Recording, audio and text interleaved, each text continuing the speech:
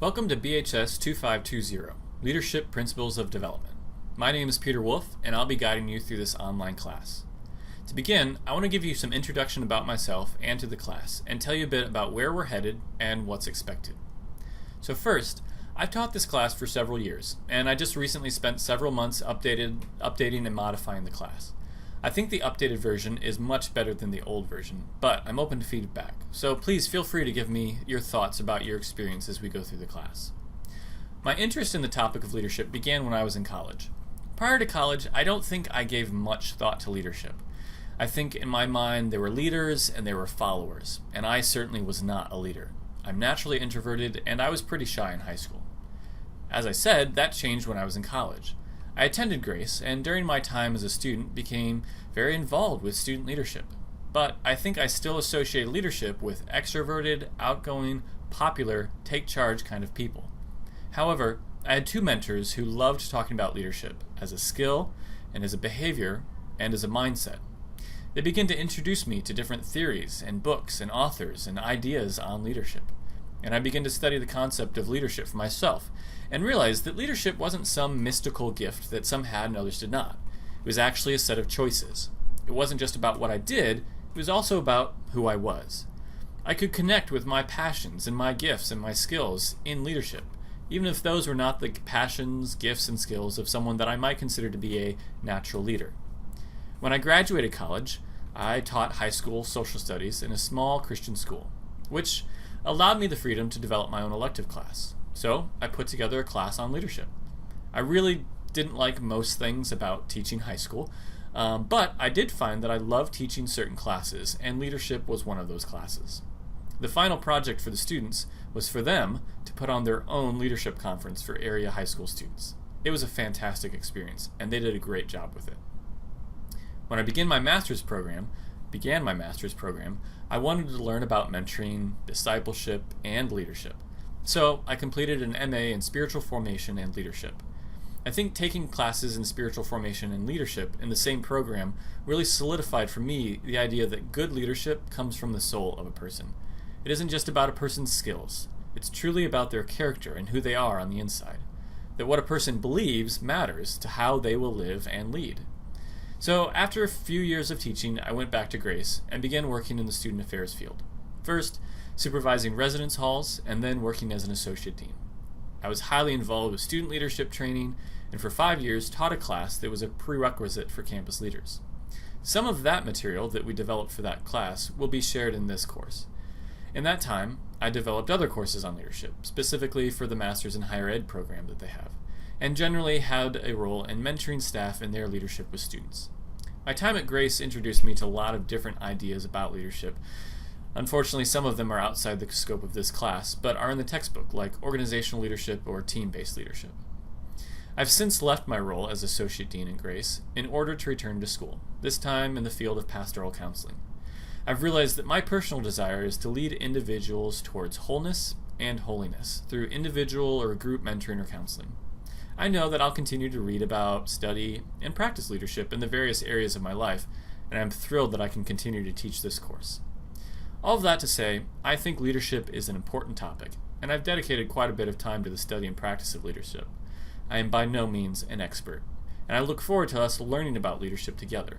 But I love being able to teach this class, and I'm really glad you're part of it. As I think about leadership, and the multiple approaches that one could take to lead, and to study leadership, I think it'd be a good idea for me to share some of my thoughts concerning the way we lead and the way we study leadership before our class even begins. First of all, within this class, and anytime you're studying anything, it's important to have a common definition.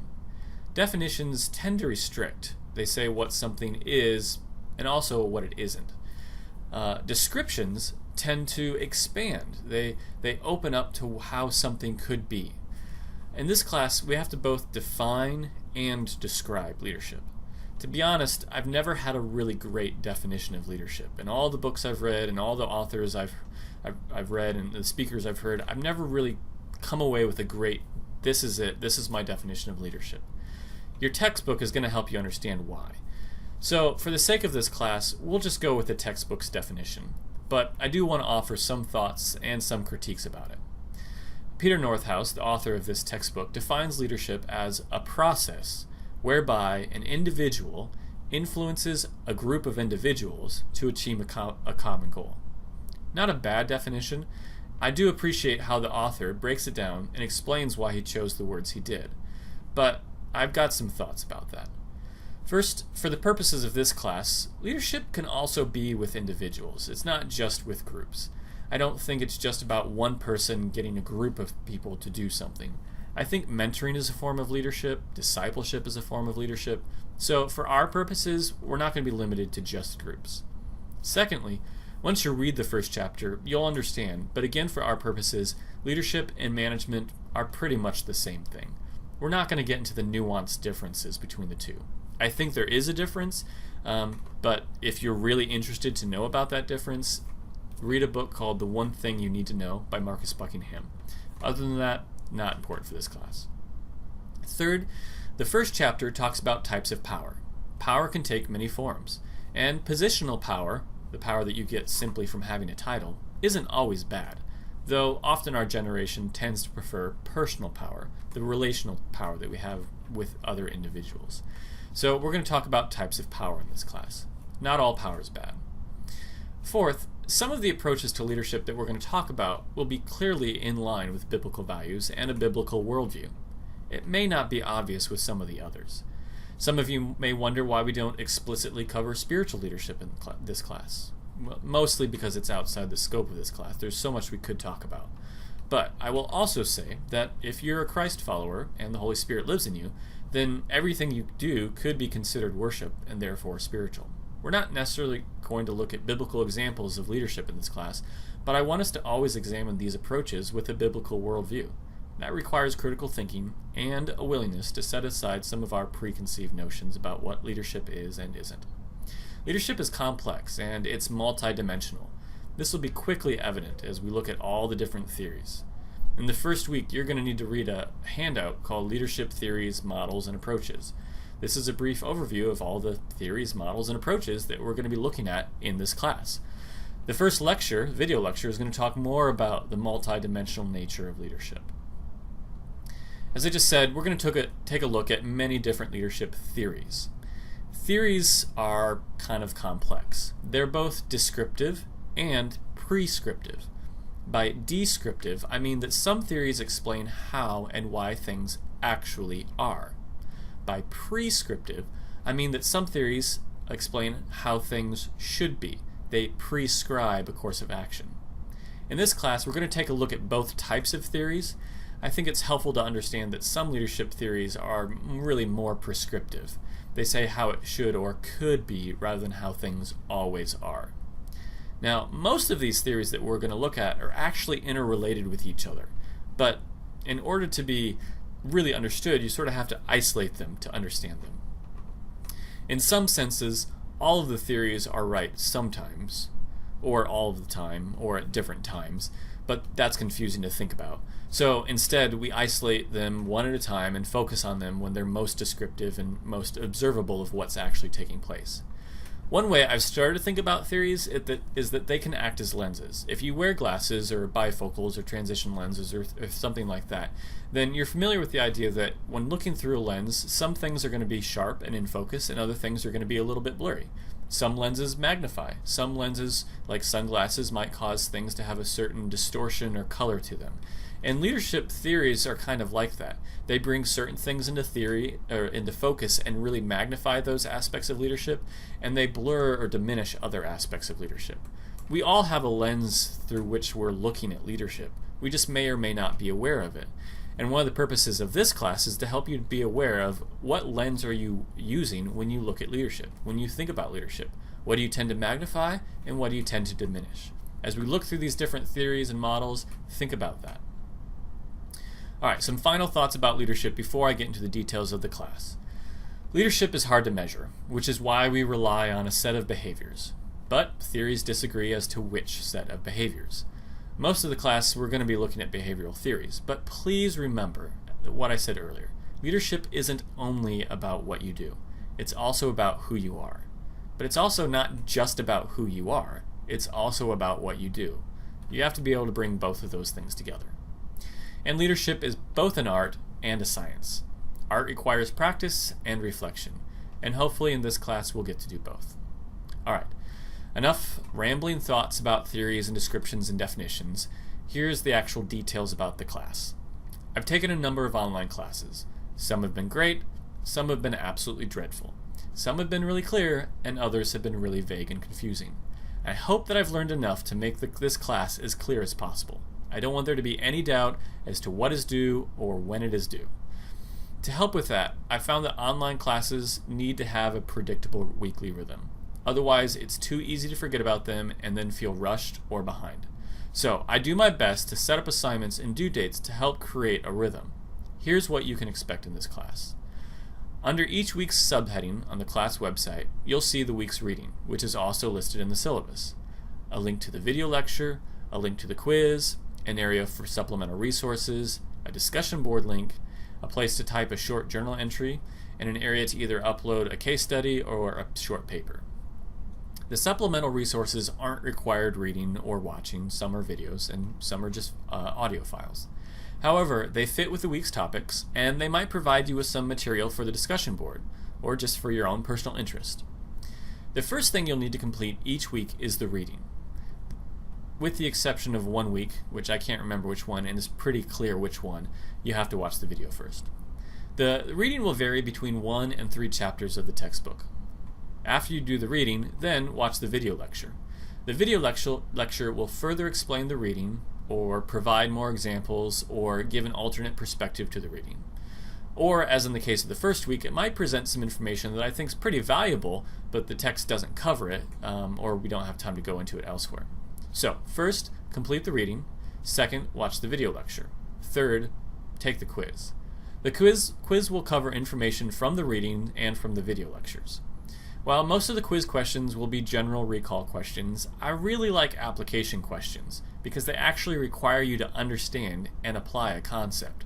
Most questions will be multiple choice, and most of the quizzes will be 20 questions or less depending on the number of chapters assigned for the week.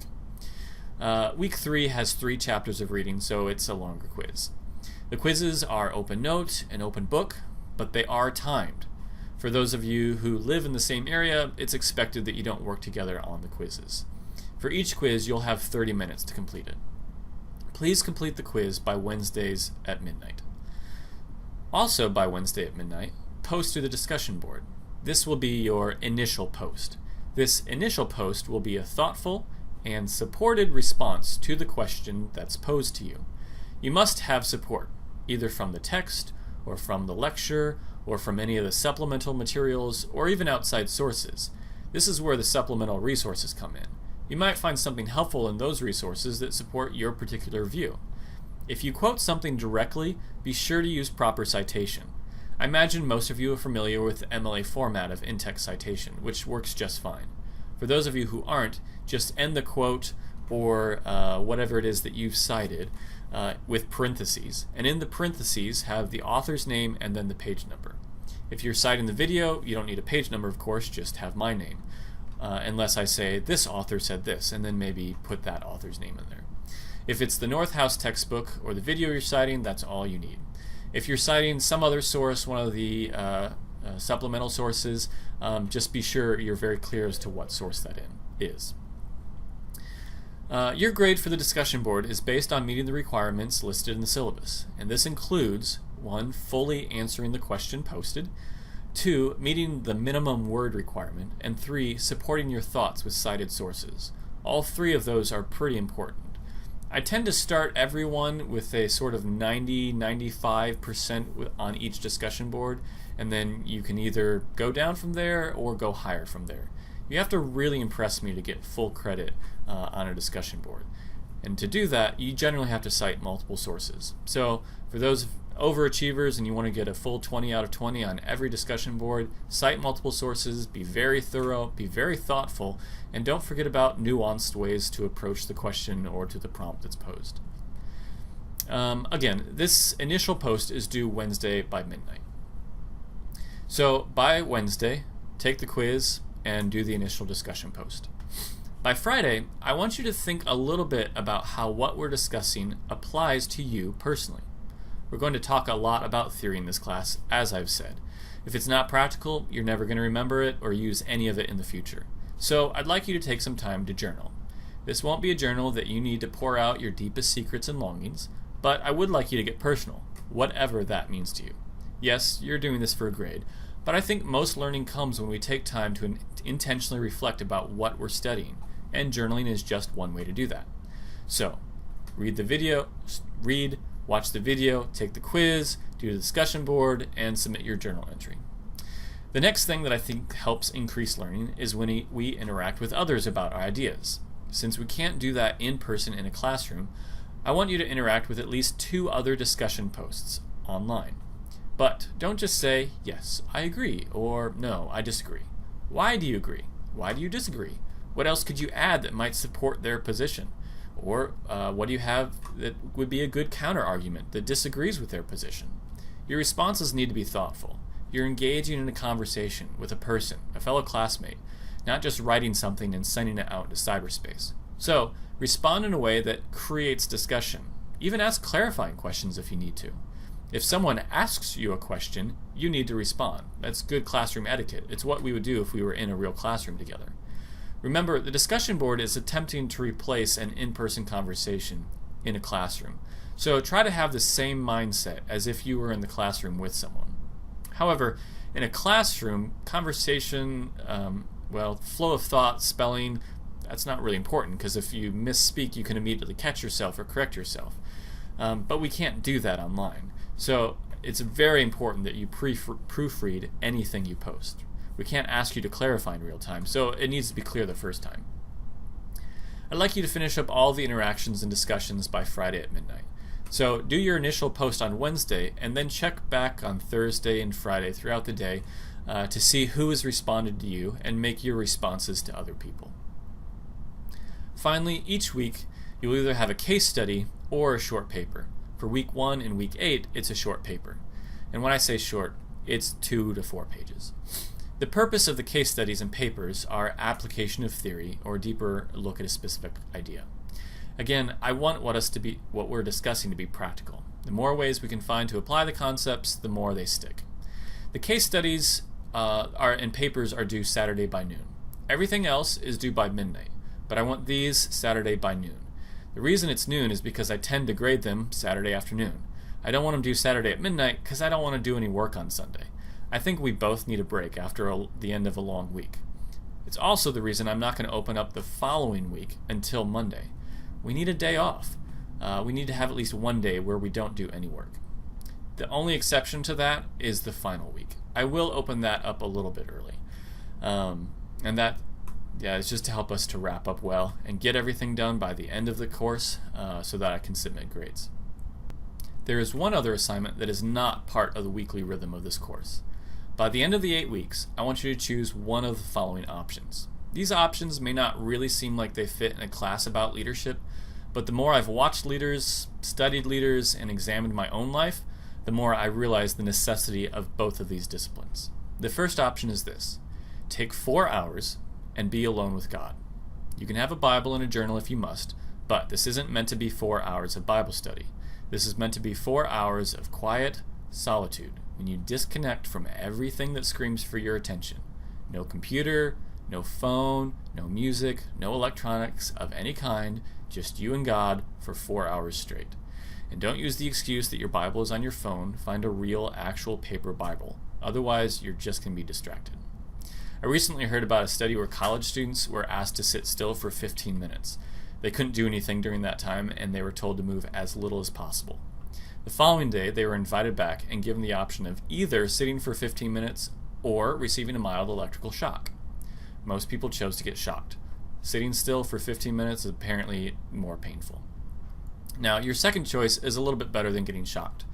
Your second option is to choose a book that is at least 120 pages long and read it over the course of the 8 weeks. This book is to be about anything that is personally or spiritually enriching to you. I don't care what it is. It could be a book about a subject that you find fascinating but never have time to read about. It could be a book that everybody keeps talking about but you haven't made time to read yet. It could be fiction or not fiction, but it has to be something that can help you grow as a person. At the end of the session, All you have to do is tell me whether or not you did either one of those two things. No paper, no summary, no evaluation, it's all or nothing.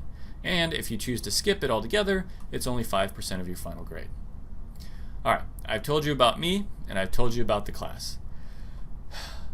I would like for you to introduce yourself to me and to the class.